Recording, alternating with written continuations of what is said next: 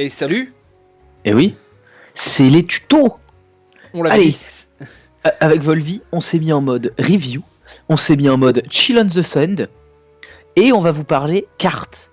On va vous parler Slay the Spire, et Volvi, je vais t'embêter tout de suite, mais ta caméra cache la carte en bas à droite à chaque fois. Oh là là, c'est pas bien. Ouais, Voilà, hop. Voilà. Petit Volvi, Petit Volvi, voilà, vous m'aurez un tout petit peu dans le coin. ouais, Tac. Bon, Volvi, cette vidéo commence de fou, parce que c'est la première fois depuis que je le connais que Volvi fait un régime.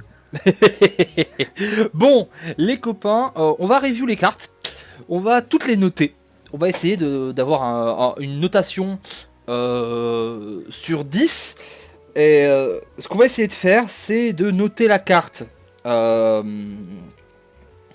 à la fois pour elle-même, et on va essayer de donner une appréciation au niveau du potentiel de la carte. Parce que certaines cartes sont très mauvaises à part dans un cas en particulier.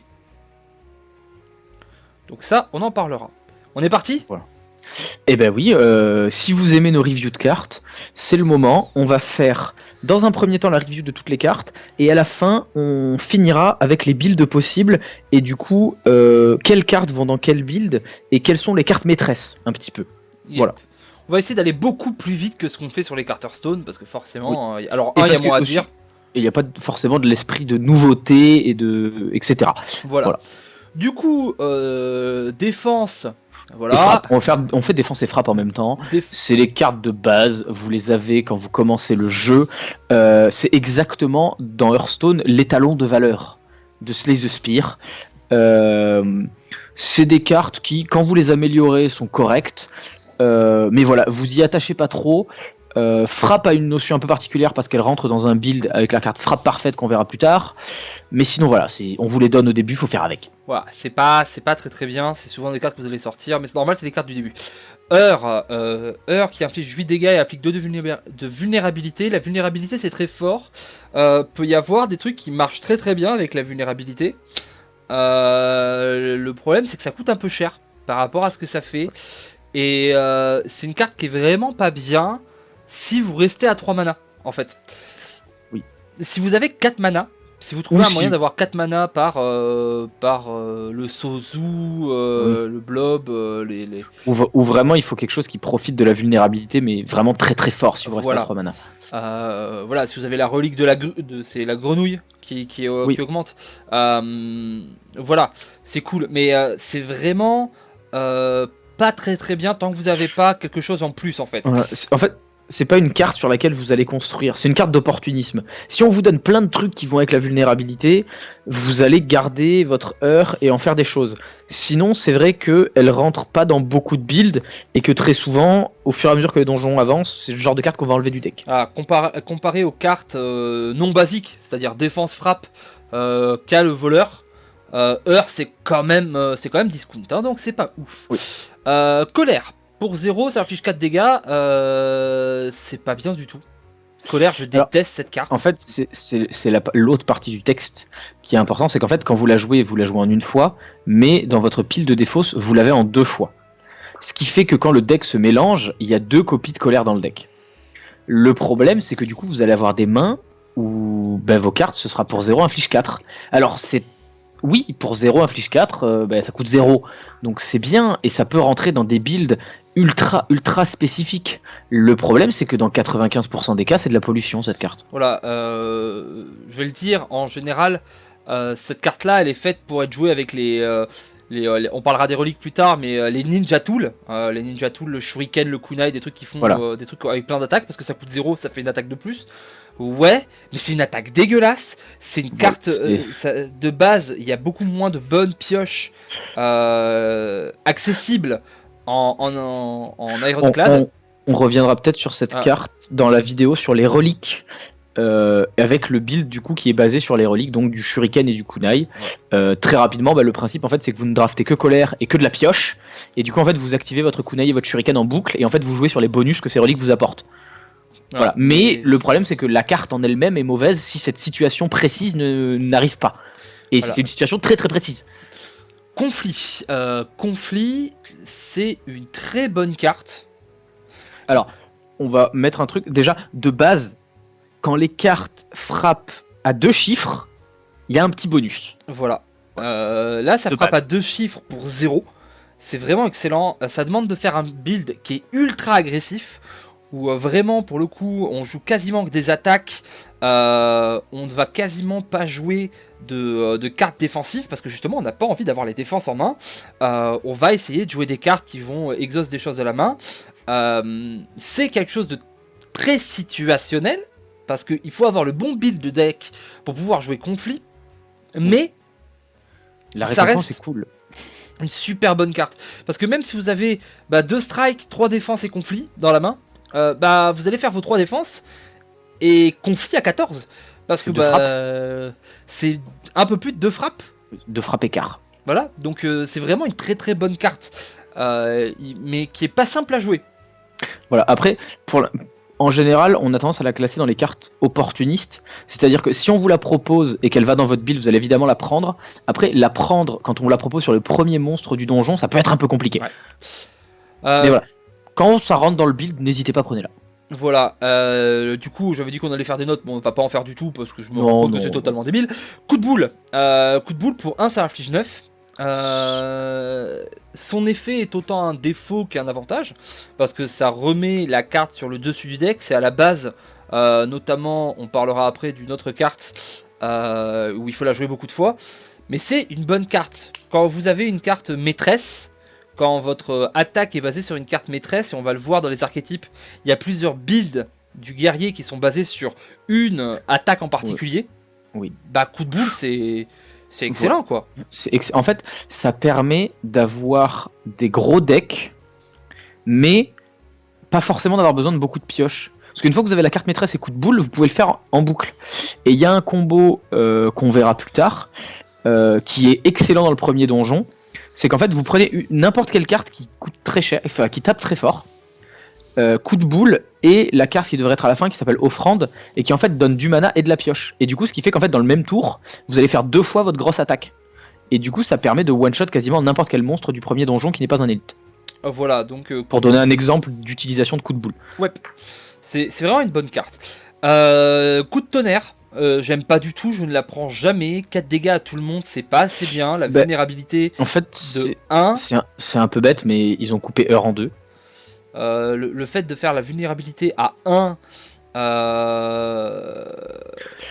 Non, parce que ça le fait sur tous les ennemis.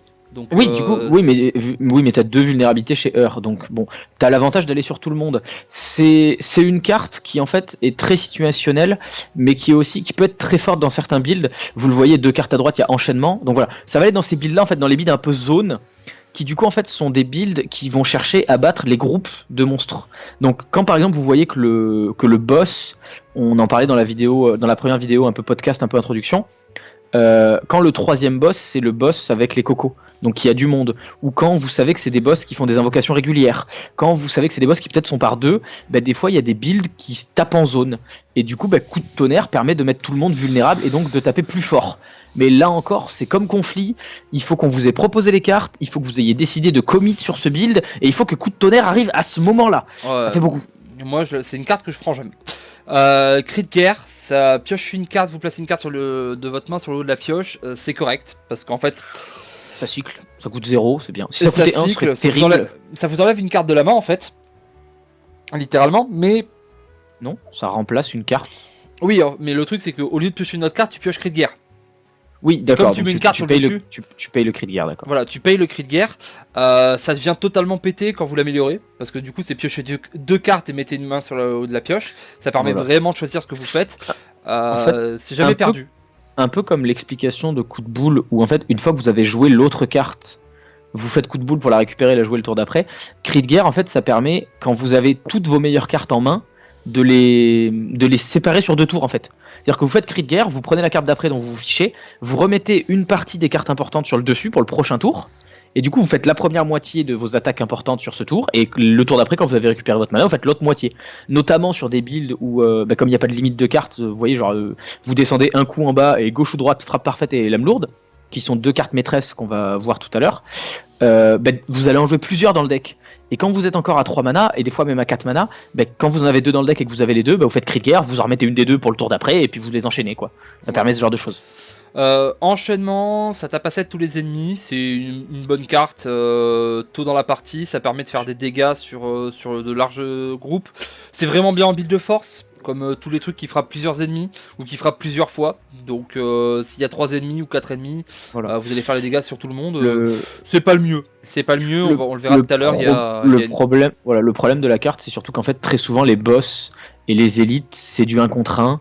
Et du coup, bah, cette carte perd un peu de la valeur sur les combats les plus importants. Voilà, s'il n'y a pas mieux, on trouvera, mais enchaînement, c'est ok, mais c'est pas non plus une très très bonne carte. Si on vous la propose très tôt, vous pouvez la prendre juste parce que de base, pour 1, ça fait 7 au lieu de 6, ce sera toujours mieux qu'une frappe, mais c'est pas non plus fou. Frappe double, ça rentre dans le fameux build de strike, dans le fameux build de frappe, on verra tout à l'heure. Et pour le coup, c'est très très fort parce que pour 1, ça met 10. C'est totalement mieux que. Et la force compte double. Voilà, la force compte double quand vous utilisez frappe double.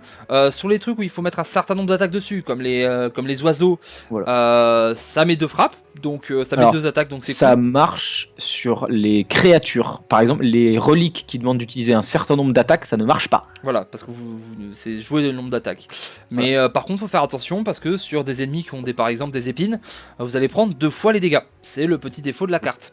Ou les armures de blob là, qui gagnent de l'armure après chaque attaque. Voilà. Des fois, vous donnez 2 fois de l'armure. À savoir que quand les trucs qui marchent comme ça, qui vont gagner de l'armure en fonction du nombre d'attaques, les 2 frappes vont passer et ensuite il va gagner l'armure pour les 2 frappes.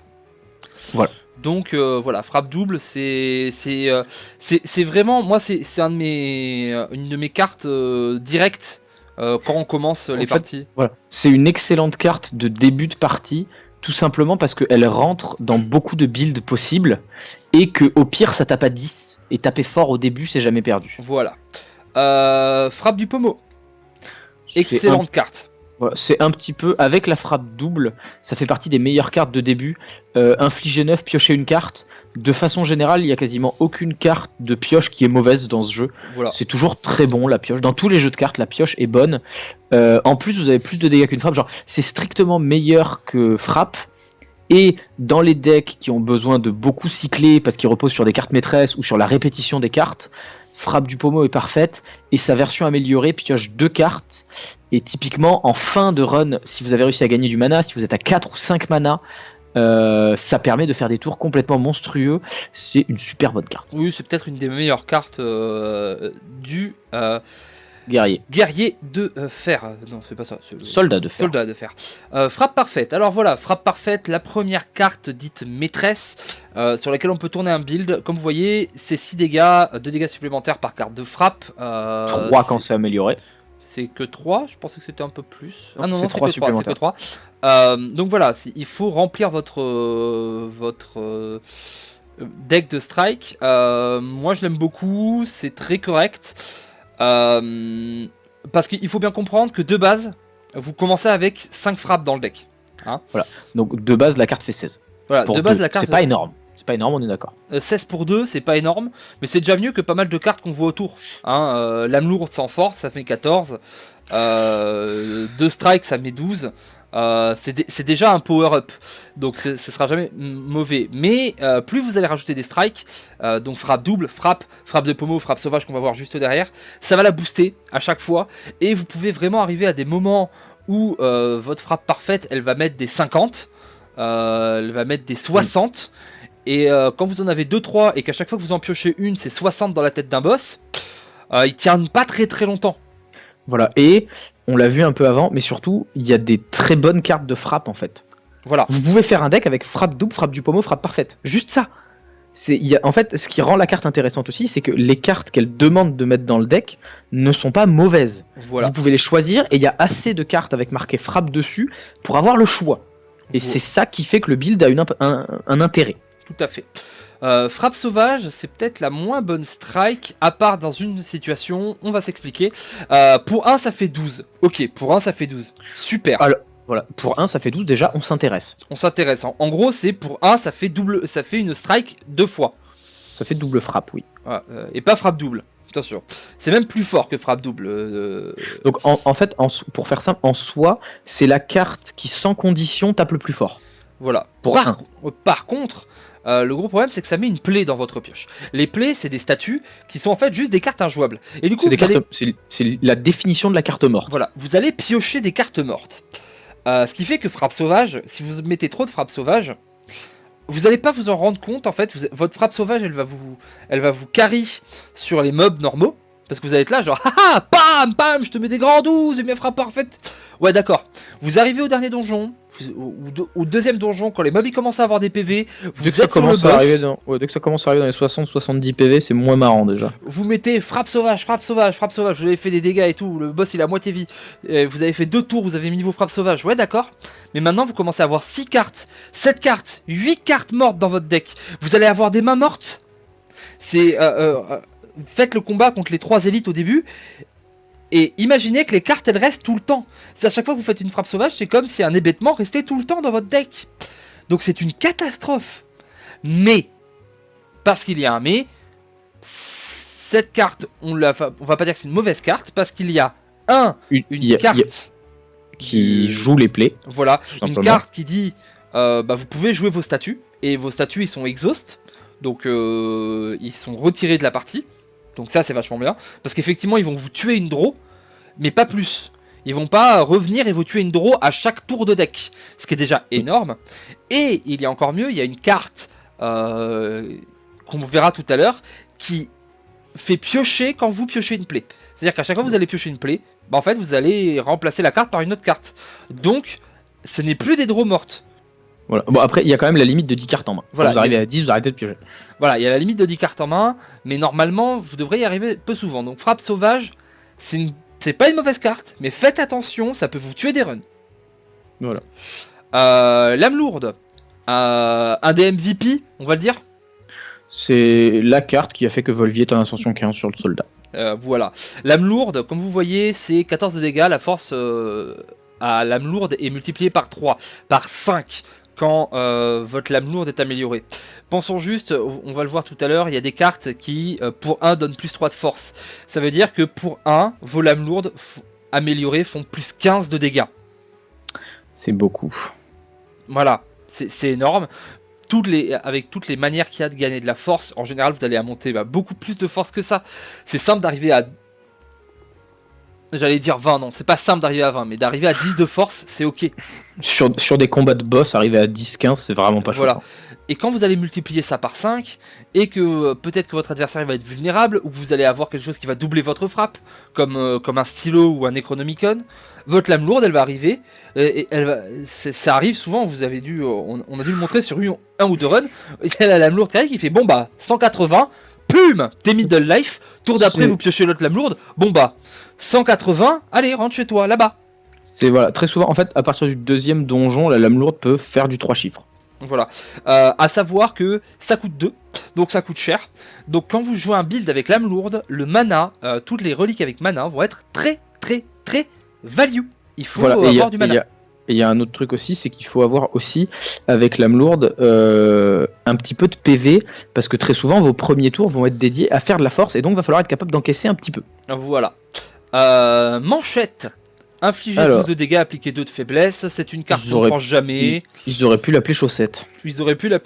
La faiblesse en Iron, c'est dégueulasse. Payer 2 pour faire 12 alors que tout le reste fait plus de dégâts, c'est l'horreur.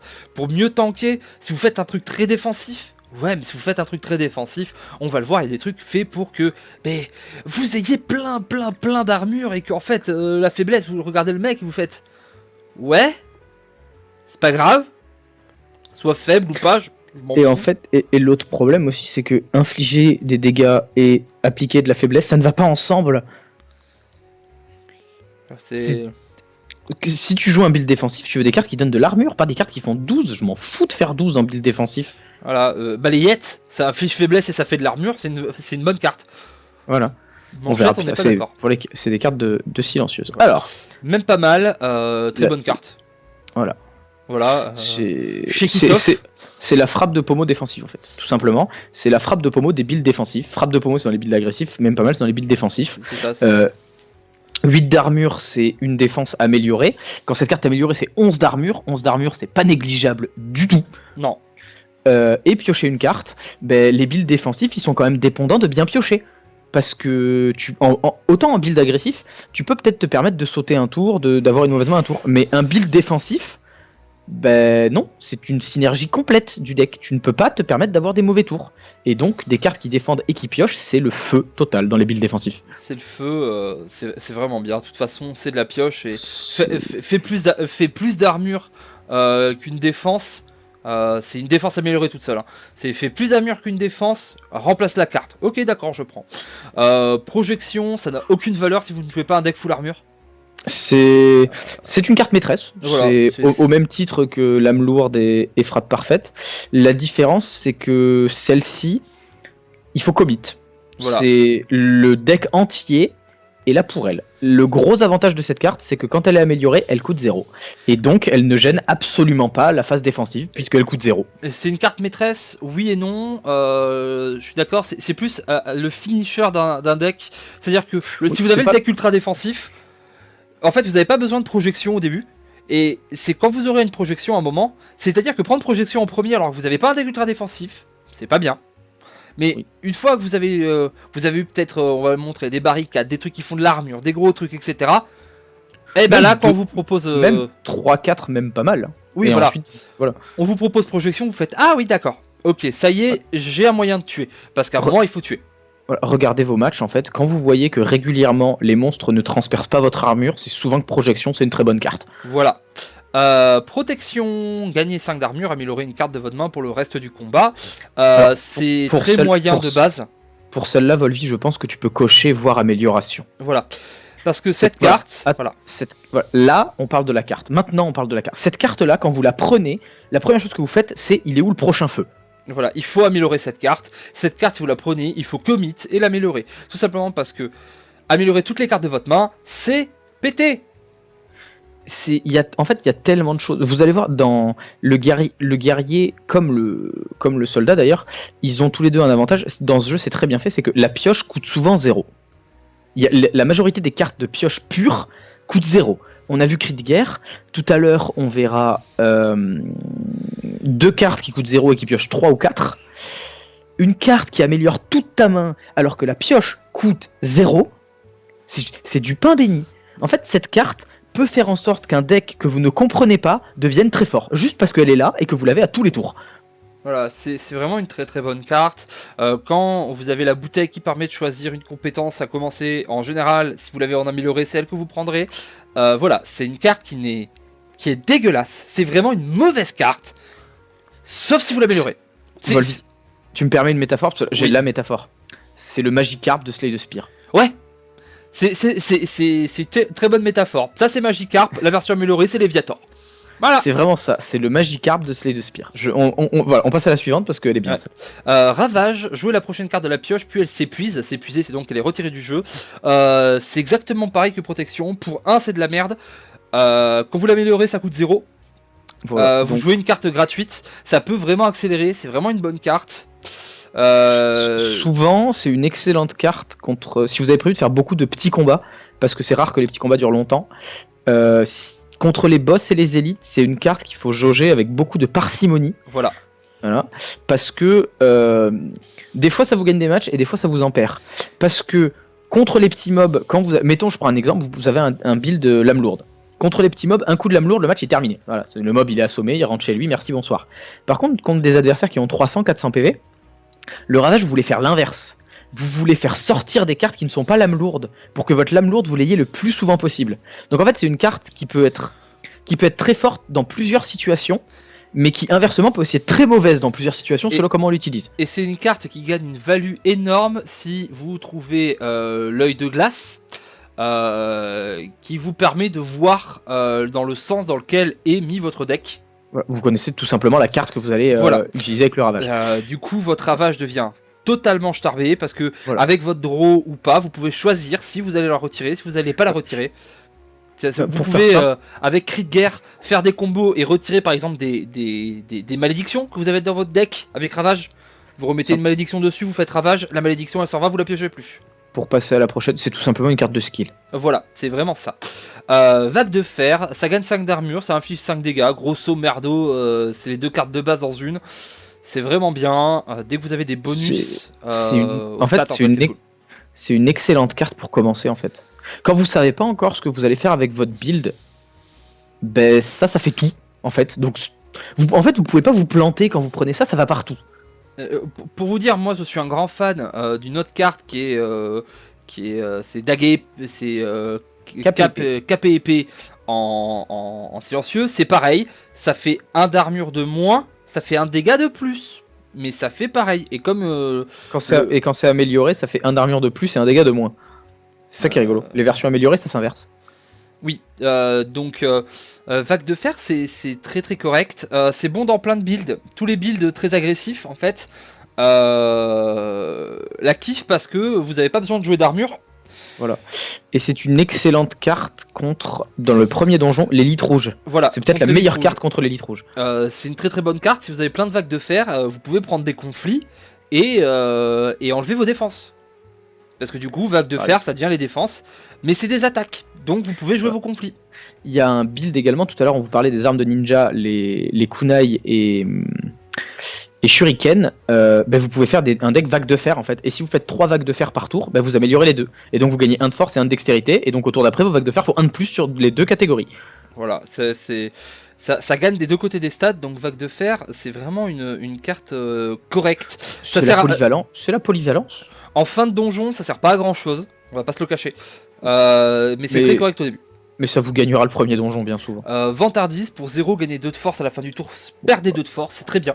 Vous vous rappelez de l'âme lourde, voilà, c'est sa meilleure pote. Voilà, c'est sa meilleure pote. C'est correct avec plein d'autres choses. Dans un deck qui pêche beaucoup, c'est bien parce que ça coûte 0, donc vous la jouez et vous gagnez juste 2 de dégâts par attaque sur le tour, donc voilà. C'est bien. Il y a des petites techniques secrètes pour garder la force. Par exemple, jouer non, ou garder toute la force. Dépasser les limites, qu'on va montrer tout à l'heure. Il gagne pas toute la force. Où en fait, au final, on gagne 2 de force. Parce qu'on en a dépassé, et on en perd 2. Ou si vous avez beaucoup de potions et que vous savez pas quoi faire d'une potion d'artefact, vous pouvez jouer une potion d'artefact, faire Vantardise, et du coup le debuff de Vantardise qui vous fera perdre la force est absorbé par l'artefact. Et du coup vous gardez la force pour le reste du combat. Voilà. Ces petits combos, c'est pas très la folie. Volvi conseil. Mais des fois c'est utile. Virilité, c'est dégueulasse. Pire carte du jeu. Alors, c'est pas dégueu. Non, je suis pas d'accord. C'est une mauvaise carte. Je suis d'accord de dire que c'est une mauvaise carte. Mais le fait d'épuiser. Mets l'amélioration s'il te plaît. Parce que c'est en amélioration qu'elle prend du sens. Là. Quand elle est améliorée, ce n'est plus aléatoire la carte qu'elle sort. Ouais, mais franchement, il faut quand même épuiser une carte. Je suis d'accord. Tu l'améliores pas, c'est dégueulasse. Il y a des builds dans lesquels tu veux cycler. Et du coup, tu peux faire des builds où tu n'as qu'une seule carte qui t'intéresse et tu veux la cycler en boucle. Et ben, tu fais virilité jusqu'à arriver à cette situation. Et quand tu es dans cette situation, tu casses la gueule à n'importe quoi. Oui, c'est super situationnel. Oui, la carte toute seule n'a aucun sens et elle est nulle, mais elle permet certains builds. Oui, je pense qu'il y aura quand même de meilleures cartes. Voilà, si vous avez un build en particulier, que vous tombez sur ça et que vous êtes chaud au 3ème donjon, peut-être. Mais moi, en tout cas, c'est 0. Je pense que cette carte est moins bien que frappe et défense. Je pense que c'est une des rares cartes du jeu qui est moins bien que les cartes de base. Voilà. Épée boomerang. Inflige 3 dégâts à un ennemi aléatoire 3 fois. Avec la force, la force est multipliée par 3. Problème, dès qu'il y a plusieurs ennemis, c'est très très aléatoire. On saura jamais comment c'est fait. C'est pas très très bien, épée boomerang, franchement. On a vu plein de bonnes cartes. Vague de Fer, on a vu les strikes et tout. Épée boomerang, tu seras d'accord avec moi, c'est quand même... De façon générale, le mot aléatoire dans ce jeu, c'est pas une bonne chose. Voilà. Donc, de façon aléatoire, le mot n'est pas. Le mot aléatoire est très très très mauvais dans Slay the Spire. Il y a déjà assez d'aléatoires autour pour que vos cartes ne le soient pas. Ambidextrie, copier une carte attaque ou pouvoir dans votre main, c'est pas excellent. Franchement, les cartes attaque que vous voudriez copier, elles coûtent cher. Voilà, c'est ça le problème. C'est que quand on la voit, on se dit waouh, c'est vraiment bien. Mais quand on la joue, on se rend compte que le mana est trop précieux pour dépenser 1 pour jouer cette carte, malheureusement. À part si vous avez X millions de mana, le problème c'est que qu'est-ce que vous allez avoir envie de jouer 2 fois? Non, parce que si c'est pour doubler une strike, t'en fiches, joue la strike d'à côté. Tu vas en avoir d'autres. Hein. C'est un peu l'idée. Pour doubler les pouvoirs, faut que ça tombe très très vite, parce que les pouvoirs, vous les avez, vous les jouez. C'est une carte qui commence à être intéressante, malheureusement. Vous l'avez vu, les meilleures cartes coûtent 2, donc c'est une carte qui commence à être intéressante quand vous avez 5 de mana. Et vous allez pas y arriver souvent à 5 de mana. Voilà, donc c'est vraiment pas bien. Omnidextry, vraiment une carte que je préconise d'éviter. Armure spectrale, si vous jouez défensif, c'est correct. Éthéré, ça veut dire que dès que, voilà, ça veut dire que elle est épuisée. Donc on n'a pas expliqué épuisée, mais épuisée, ça veut dire que la carte est retirée du jeu. Retirée du jeu. Voilà, éthérée, ça veut dire que la carte est retirée du jeu si vous ne la jouez pas. Donc en gros, si à la fin du tour elle est dans votre main, elle est retirée du jeu. Mais en général, si vous prenez une carte qui pour 1 gagne 10 d'armure, et la version améliorée c'est 13 d'armure, quand vous l'avez, vous la jouez. Voilà, ça va très bien dans les decks projection.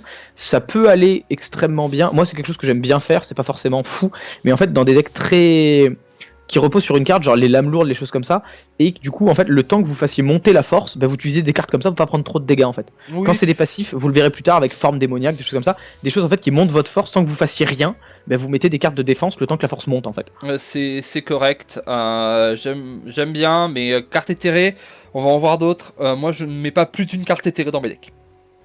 Voilà. Parce que la carte éthérée, si vous l'avez, c'est que vous voulez la jouer tout le temps. Si vous prudence. Voilà, si vous prenez une carte éthérée pour pas la jouer tout le temps, la prenez pas en fait. C'est comme l'adoption des petits chiens à la SPA. Voilà, si tu l'as pas pris pour l'aimer et le nourrir tous les matins, tu ne le prends pas. Voilà, ne le prends pas. Donc je vais pas en mettre plus d'une, parce que s'il y en a 2 qui tombent en même temps, je suis sûr que ça me prend le tour et je suis sûr de pas être content.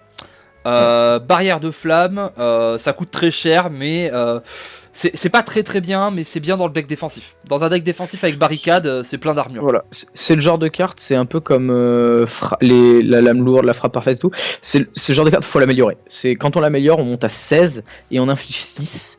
Et là, ça commence à être très intéressant. C'est très intéressant pour le deuxième donjon où il y a beaucoup d'attaques répétées, parce que du coup, ils prennent 6 dégâts par attaque. Quand vous commencez à avoir beaucoup de mana dans le deck défensif aussi, ça devient assez intéressant. Mais voilà, typiquement, de façon générale, en fait, toutes les cartes qui vont coûter 2 et plus, on va vous mettre un petit attention dessus, voilà, de façon générale. Quand elle tombe en amélioré à la fin du donjon, c'est correct. Carnage, pour 2, c'est une carte éthérée, donc j'en parlais. Infliger 18 de dégâts, alors...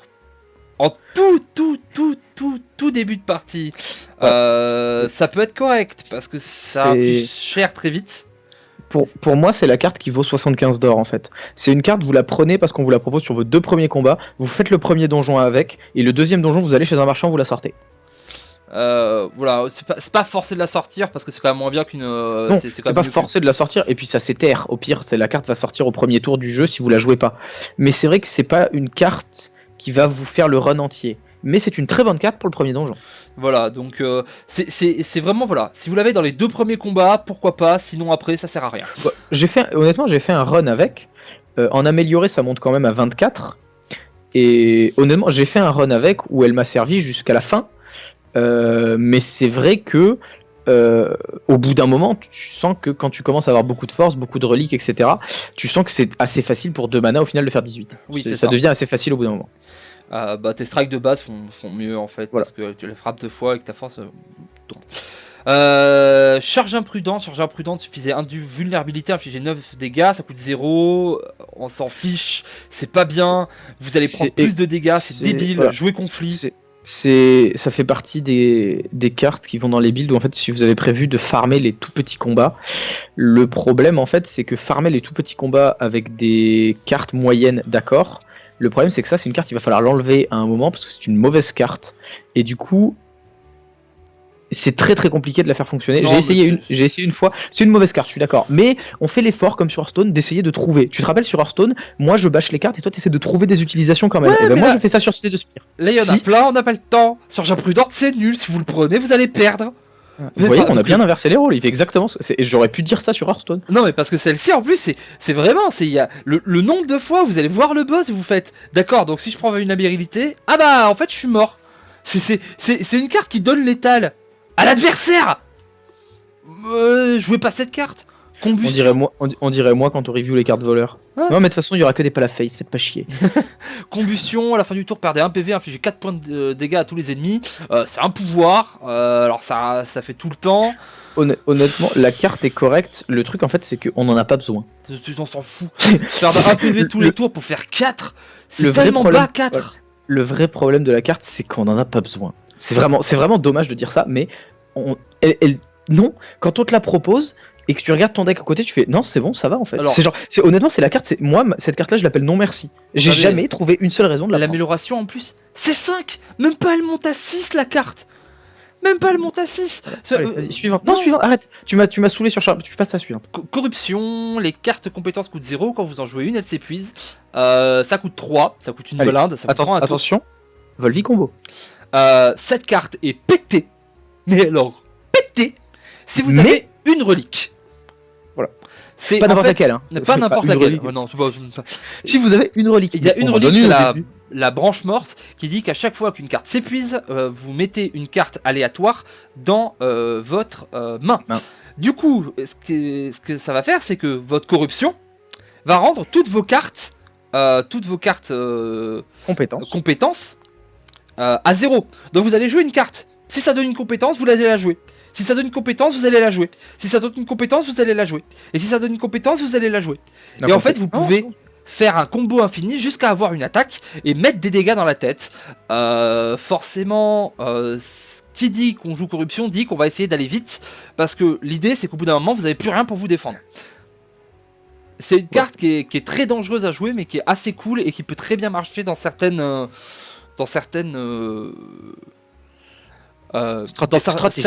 stratégies.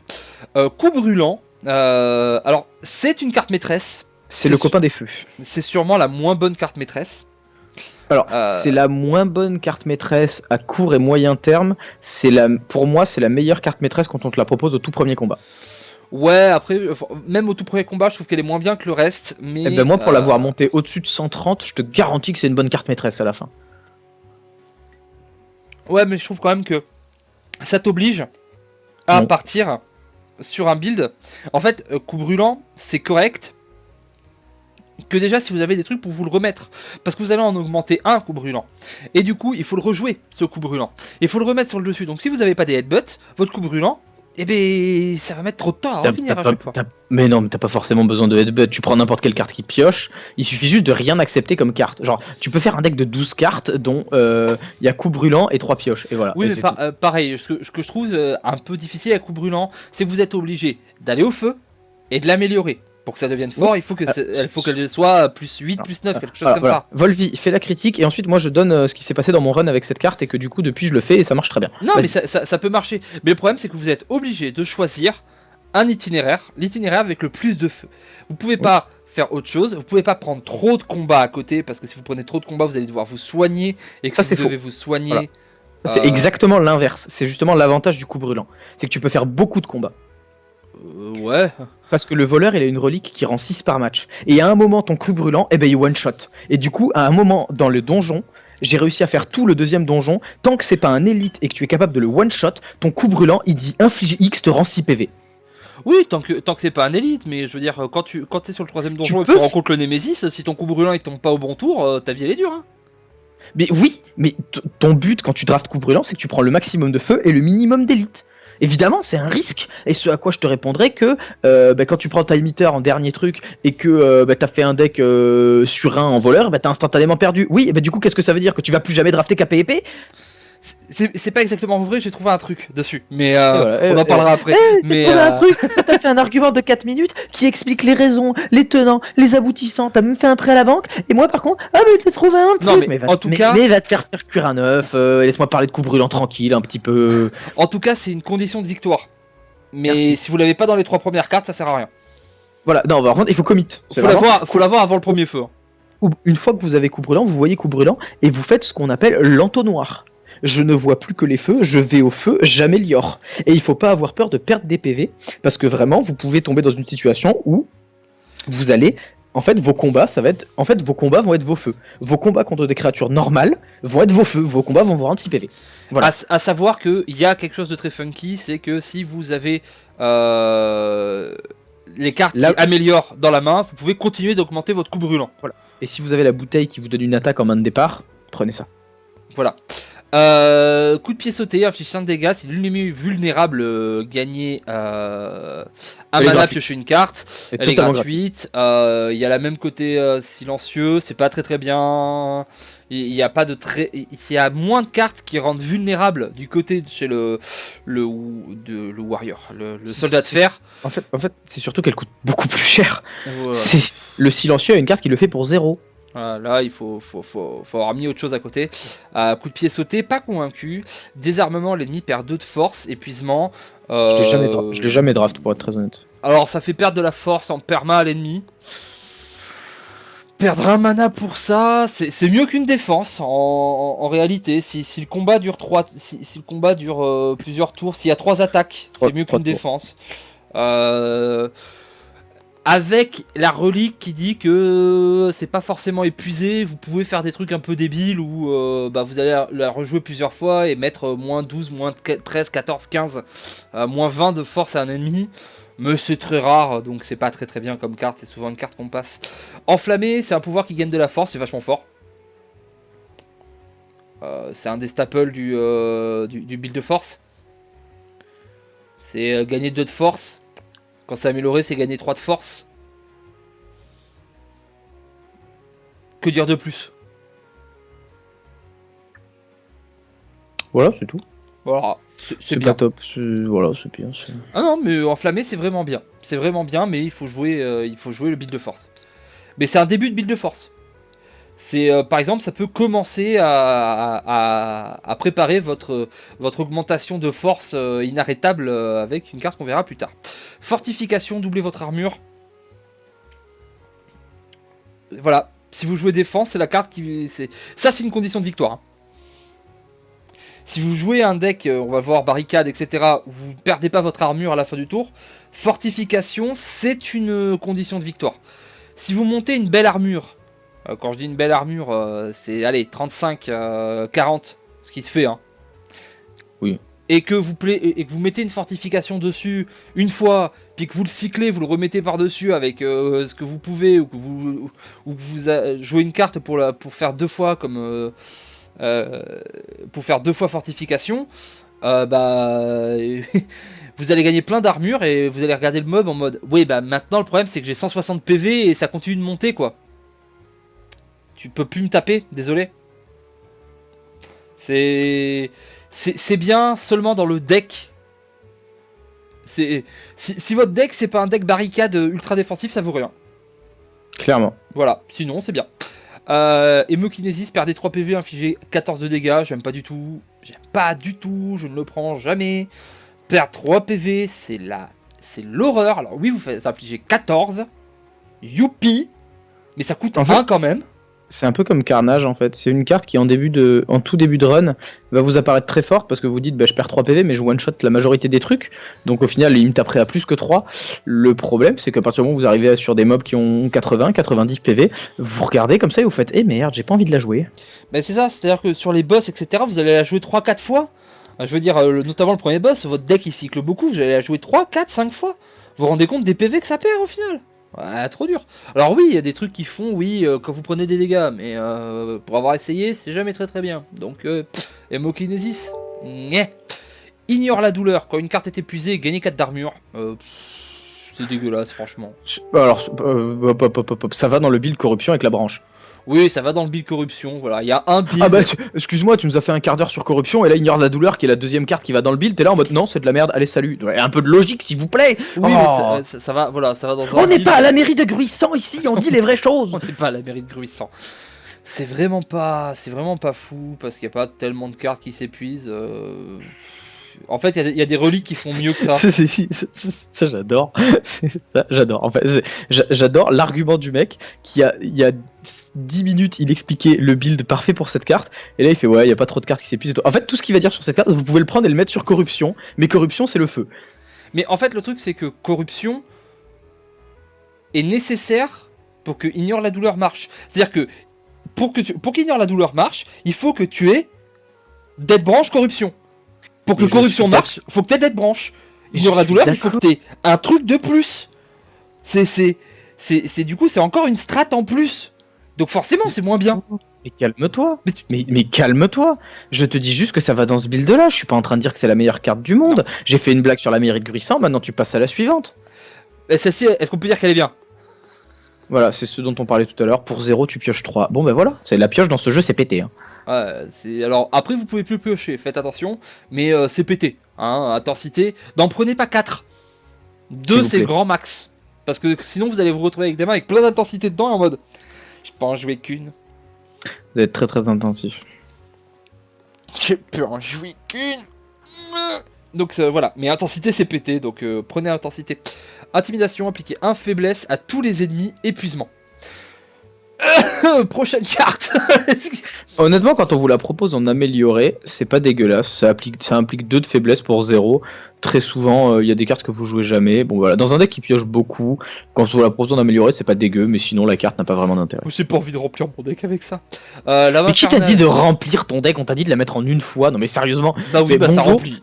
J'envolvie extrême quoi. Ça remplit. J'en veux pas 10, ok? Mais personne t'en prend. Genre quand tu vas chez ton boucher, tu fais des bonjours, je voudrais des saucisses. Est-ce que je vous mets 12 kilos? Mais non, c'est tranquille, je suis tout seul, tu vois bien que je suis venu en personne. Tu m'en mets 5 et tu fais pas chier. C'est calme-toi. Ça montre bien que tu me connais pas. Lame infernale. Ajoutez une carte attaque aléatoire à votre main. Elle coûte 0 ce tour. Pourquoi j'ai parlé de saucisses? C'est dégueulasse. On va pas le cacher. Pourquoi? Parce que attaque aléatoire. Oui, ça coûte 0. Youpi! Youpi! C'est-à-dire que pour 1, et une fois dans votre game, vous allez avoir une carte que vous savez pas si laquelle c'est, et que ça va faire des dégâts. Ouais, des fois ça va faire 14, des fois ça va être une bonne carte, ça va être très cher. Des fois ça va être une strike toute con, et ça va taper. Non, j'ai pas envie d'avoir ça dans mon deck, j'ai envie que mon deck il soit stack, j'ai envie que mon deck il ait que des bonnes cartes. Ça c'est... Peut-être des fois t'auras une carte qui ira avec ton deck, sinon c'est nul. Ouais. Métallisation. Bonne carte, métallisation. Les pouvoirs, c'est fort. Parce que ça dure tout le temps. Et métallisation, ça fait partie de ces cartes. Quand vous la posez, bah vous savez que tous les tours, vous prenez 3 dégâts en moins, quoi qu'il arrive. Oui. Et du coup, c'est un demi-oricalque. Un petit peu. Mais qui marche tout le temps. C'est vraiment bien. C'est vraiment solide. C'est vraiment un bon pouvoir. Onde de choc. Alors, onde de choc, c'est une carte, je l'ai trouvée dégueu. Puis un jour, j'ai eu une révélation. En fait, onde de choc, c'est bien.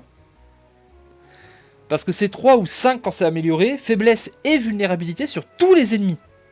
Donc quand vous avez du mana, bah dire pendant 5 tours, je vais te mettre des cahuètes et tu vas pas me taper fort. Bah sur certains boss et certains élites, ça fait la game. Hein. Moi j'ai pas envie de remplir mon deck de ça. Bah oui mais t'en joues qu'une. Bah évidemment c'est la même règle. Voilà. C'était juste pour lui montrer qu'il avait tort sur sa réflexion de tout à l'heure. Ça m'a saoulé, mais évidemment que c'est une bonne carte. Vas-y pas ça Pacte Brûlant. Vas-y dis pas que Pacte Brûlant c'est une bonne carte tiens. L'autre j'en veux pas une, ça j'en veux une. Pff, mais tais-toi, mais passe à la suite. Pacte Mais va passer l'aspirateur et nous saoule pas quoi. Ça il a pris une douche, il se sent en confiance. Pacte brûlant, épuiser une carte, piocher 2 cartes. Eh ben c'est super, tu veux pas que je paye un mana aussi? Putain il me demande vraiment de payer un mana. Voilà, perd une carte, pioche genre 2, paye un mana, très très bien. Excusez-moi, il y a une carte pour 0, pioche 3. Pourquoi je me casserais une de mes cartes? À part si j'ai vraiment le build de ouf, hein, mais il faut vraiment j'ai le build de ouf qui marche avec ça. Cette carte elle me fait penser à Hearthstone quand ils ont sorti la 5-4 taunt pour 4 et que les gens ont fait. Il n'y en a pas une comme ça pour 5? Ouais mais celle pour 5 en fait c'est de la merde. Bah voilà c'est la même chose.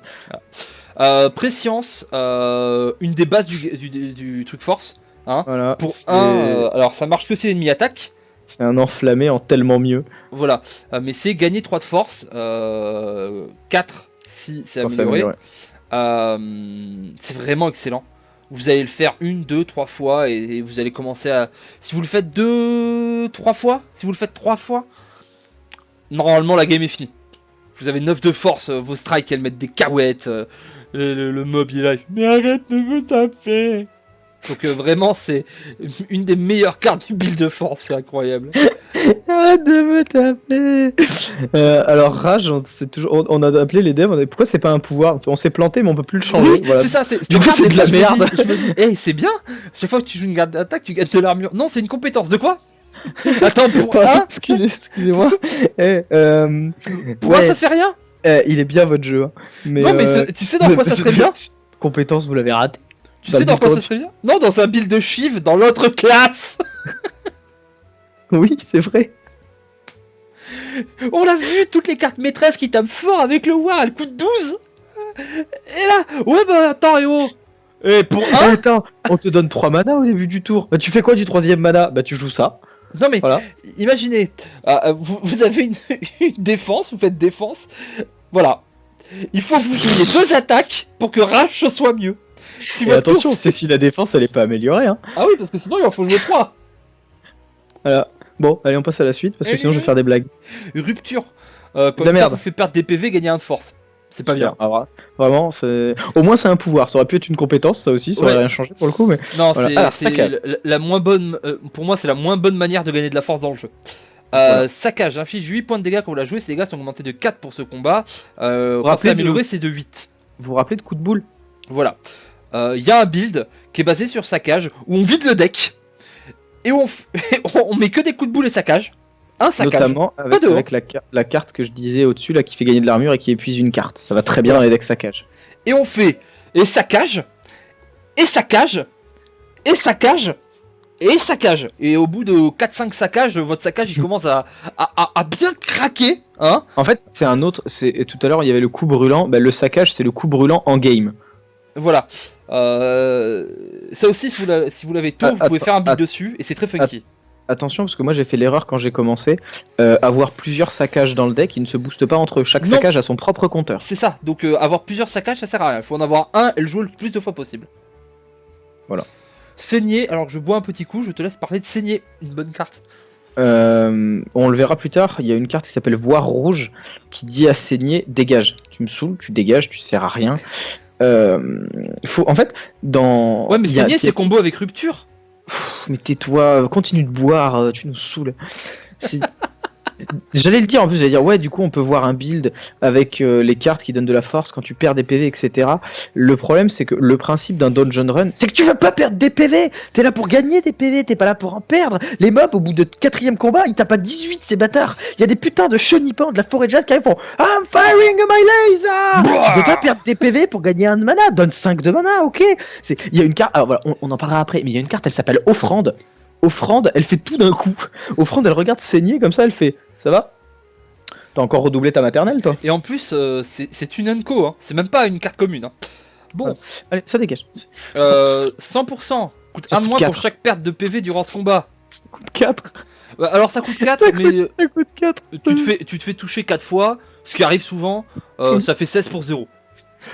Ouais, bah c'est cool, bah prends conflit. En vrai, c'est une carte ouf quand t'as l'œil de Sneko. Voilà. Ouais. Scission d'âme, épuisez toutes les cartes de votre main sauf les attaques, infligez 16 de dégâts.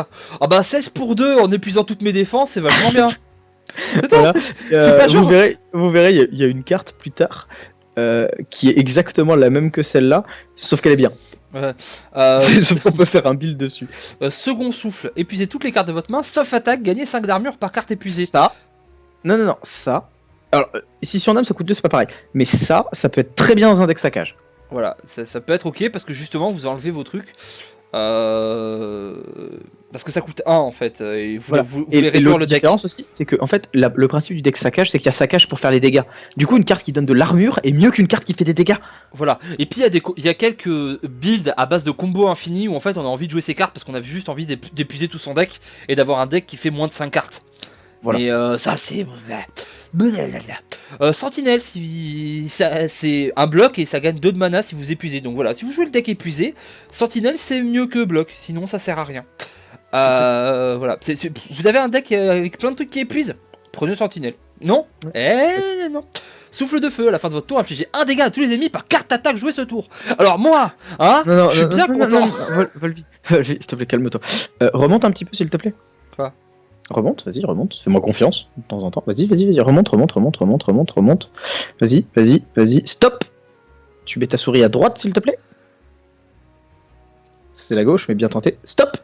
Voilà, C'est la même que celle-là. Allez, on passe à la suite. C'est la même en moins bien. Parce que ça, en Non. moins, ça fait 4 tous les tours. C'est la même. Allez hop. Mais non, mais C'était- ça- Non, ne réponds pas, ne réponds pas. Viens, on passe à la suite. Ah. Tourbillon, par contre, là, il y a des trucs à dire. Ah, tourbillon, ça par contre, c'est sale. Alors- Ah, le alors, tourbillon, un petit peu la base du. Une des bases du deck force. C'est en fait la carte est sortie, les cartes bleues sont sorties dans un patch et Tourbillon fait partie des dernières cartes qui sont sorties. Tourbillon, c'est un peu la tu sais que frappe toutes les double. cartes étaient là, hein, à partir du moment où t'as installé le jeu. Hein. On a dit qu'on se contredisait pas devant les enfants. Mais non, mais c'est juste. Non, mais il a raison, c'est qu'en fait, les raretés ont changé. Mais tourbillon était déjà là. Mais c'est juste qu'ils ont changé les raretés. Avant, il y avait que 2 raretés, maintenant, il y en a 3. Ils ont compris que Tourbillon c'était pété. Tourbillon, c'est un peu le coup double. Ça peut aller partout. La différence, c'est que coup double, ça va partout et c'est correct. Tourbillon, ça va partout et de temps en temps, ça gagne des matchs tout seul. Oui, c'est. Dès que vous avez de la force, ça devient pété. Ça met des attaques multipliées par X sur un ennemi. C'est pas fait, juste sur tout le monde, c'est que même sur un ennemi, si vous avez de la force. Le truc, c'est que ça combotte avec les deux trucs que vous recherchez le plus en soldat, c'est-à-dire la force et le mana. Voilà, donc vous avez 5 de mana, toute votre force est multipliée par 5 Il y a grâce à un autre- tourbillon. Et il y a un autre avantage, c'est que les cartes marquées X peuvent être jouées quand vous avez 0 mana. Voilà, Du coup, des fois, quand il y a des conditions jouer X attaque, pour chaque carte que vous jouez, il se passe ça, ben vous la jouez à 0, et du coup, vous avez l'effet gratuitement. voilà, donc tourbillon, vraiment super carte. Voilà. Ténacité, Ténacité. ajoutez 2 cartes de play à votre main, Ouais. gagnez 15 d'armure. Ça sert à rien si vous n'avez pas un deck play, on en parle juste après.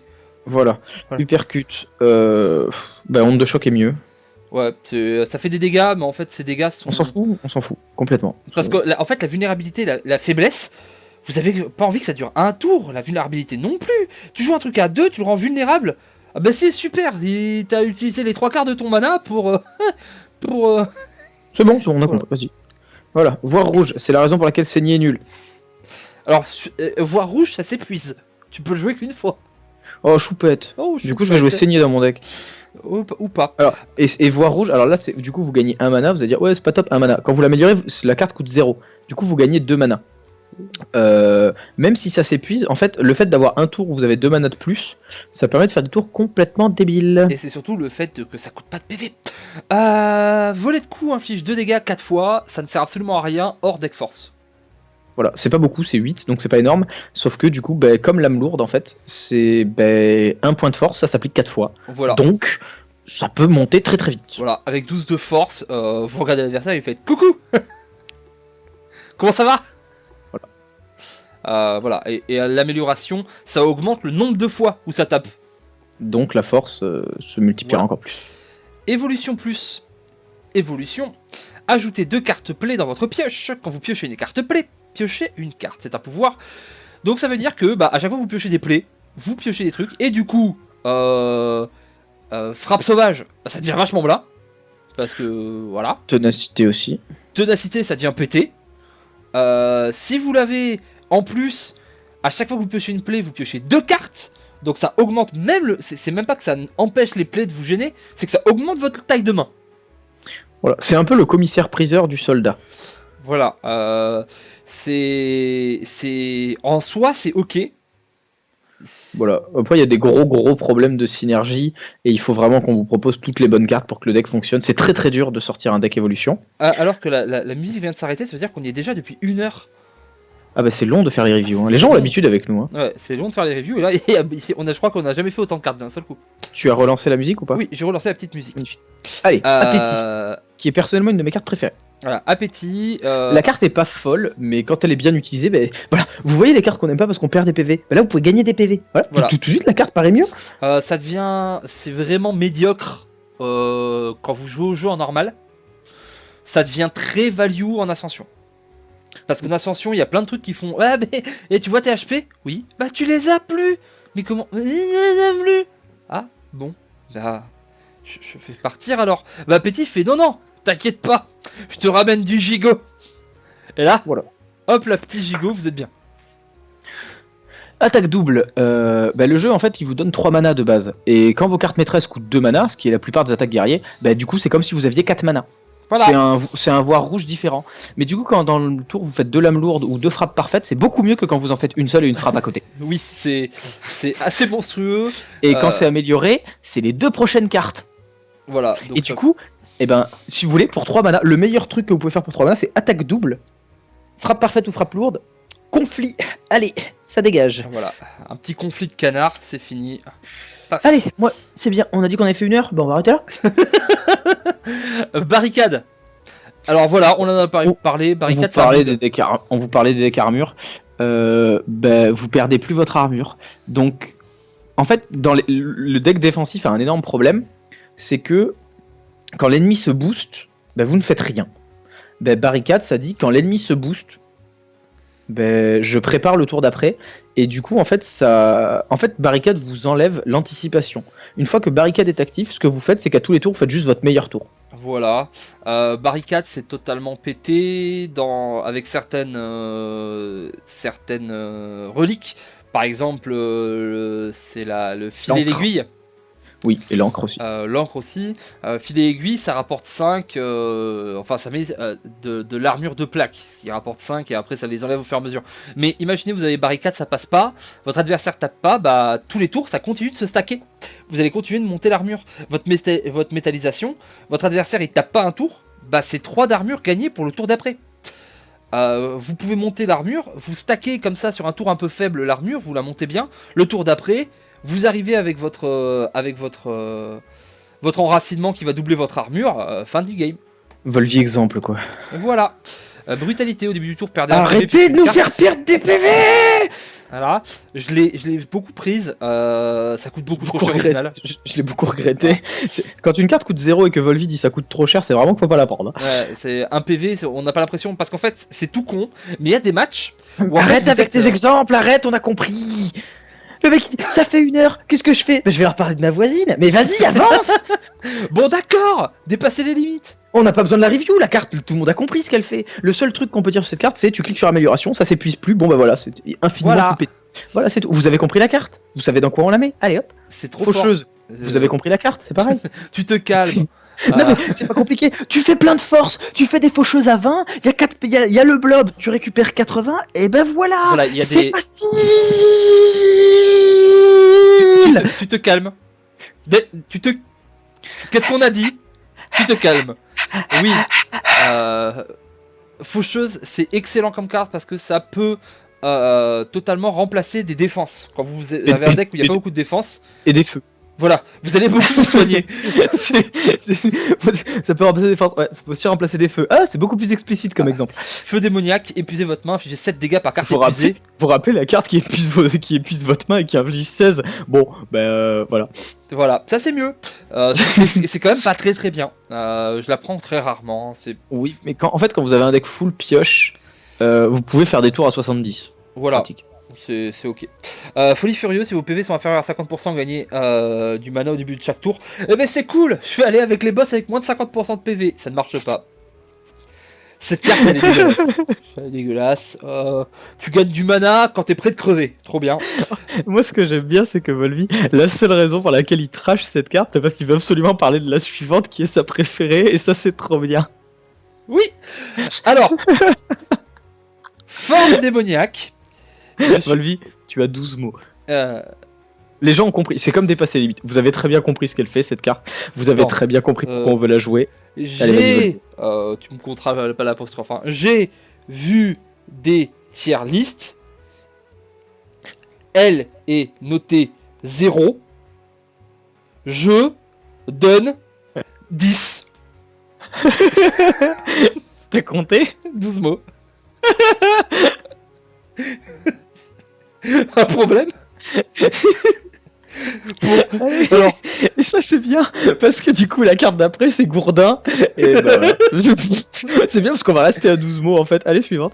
C'est bien, ça tape fort mais non, reprenons un peu sérieux. Forme démoniaque c'est fort mais c'est très dur à jouer tout simplement parce qu'il faut accepter de faire un tour où on dit ok ça coûte 3.